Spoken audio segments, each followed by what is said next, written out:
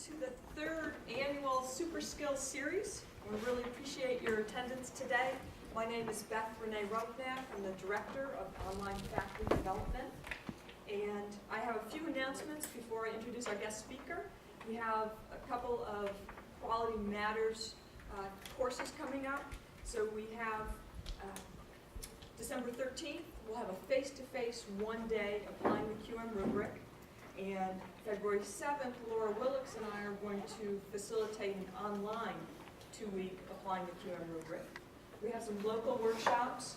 This Friday, 2 p.m., we have a Get Ready for Spring to help you do all those things, to make those changes, an announcement about some changes. And Friday, December 2nd, of course, we'll have the grade book. We try to do at the end of the semester to answer all your grade book questions. And we're also going to be doing Improving Your Online course in the spring. I'll be facilitating that Quality Matters course.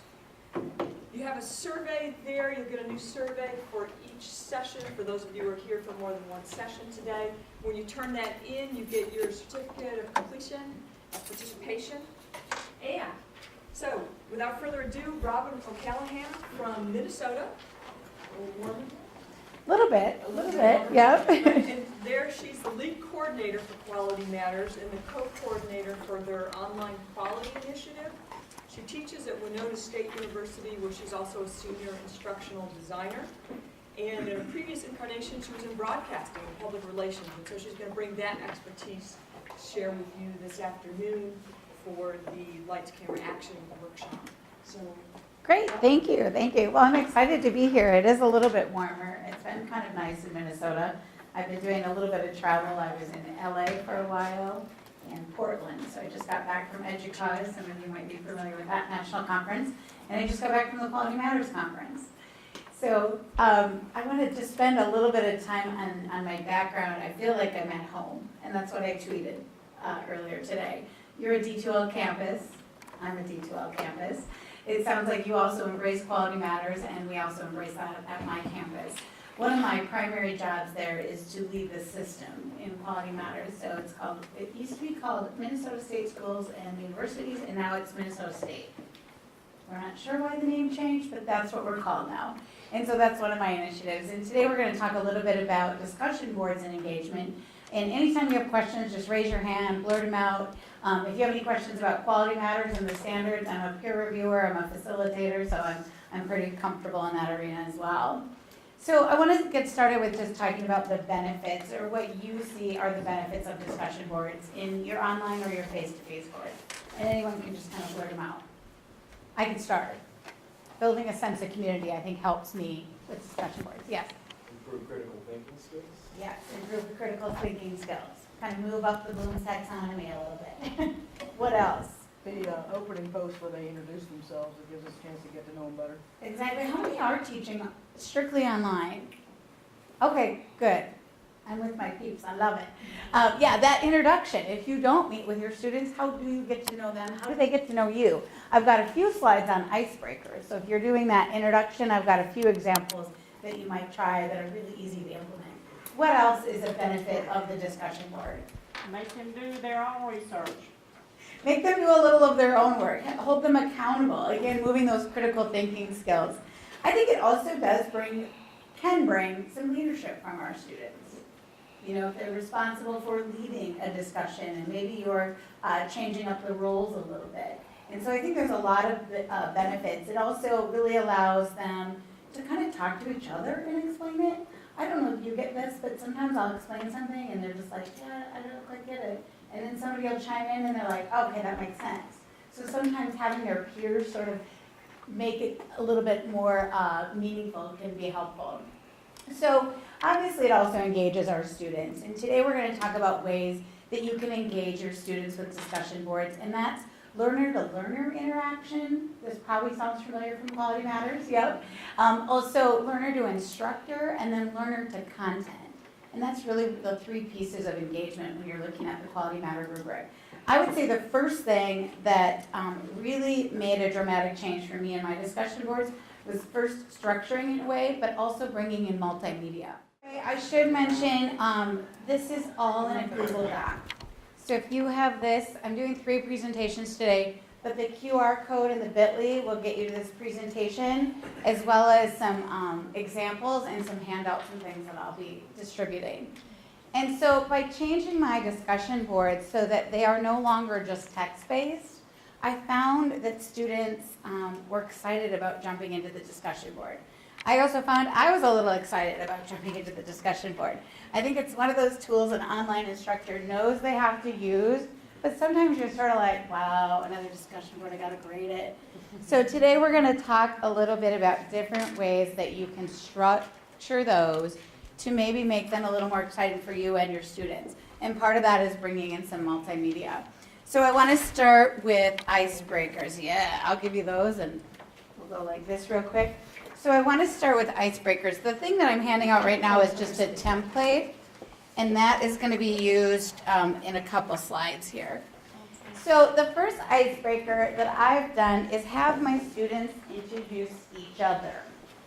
In an online course, students often say they feel isolated. I don't know anyone. I'm not sure who I can email. I'm not sure who I want to work with on a project. And so one of the things that I like to try to do in my online courses in which there is group work is get them immediately connected to someone else and let them introduce each other. I do give them several options to get this done, because sometimes they're like, well, I don't know, should I call them? So I tell them you can email, you can call. I set up empty virtual rooms that they can also get into. The population I teach tends to be adult learners who maybe haven't been in a college environment in about 10 or 15 years, all the way to adult learners who are studying a master's degree in social media. So I kind of get both ends of the tech spectrum. So this way, if you're doing an icebreaker where they introduce each other, again, they feel like there's somebody else in the class they know. The other way you might try to do it is via video. How many have like video presentations within their online course or are thinking about doing it, right? This is a great way to do student introductions because you know later they have to do video production or some sort of presentation. I like to use this example in those classes because it gets the kinks out. You know, if they don't know how to use their webcam, they're not sure if their mic is working, they're not really sure of the software. So in the online courses that I teach in which there is an oral presentation, this is how I have them introduce themselves. I do the same thing. And so we use screencasts, and I've got some resources for you on that as well. So from a student's perspective, it's very easy to use. It runs on a Mac, it runs on a PC. My adult learners who haven't taken an online class ever and were so nervous figured it out in a matter of 30 minutes. So it's an easy software program. So in this case, I have my students introduce themselves via video. The other one I've tried in my social media class is the textbook reflection. Sometimes I often think, you know that thing that you spent money on, that you're supposed to read, that has a lot of knowledge? Sometimes you're like, oh, they're not using it. So what I like to try to do with that, in that case is use my textbook and have students do a preview. And within their introductory posts on the discussion board, I have them take a look at like one chapter that stood out to them.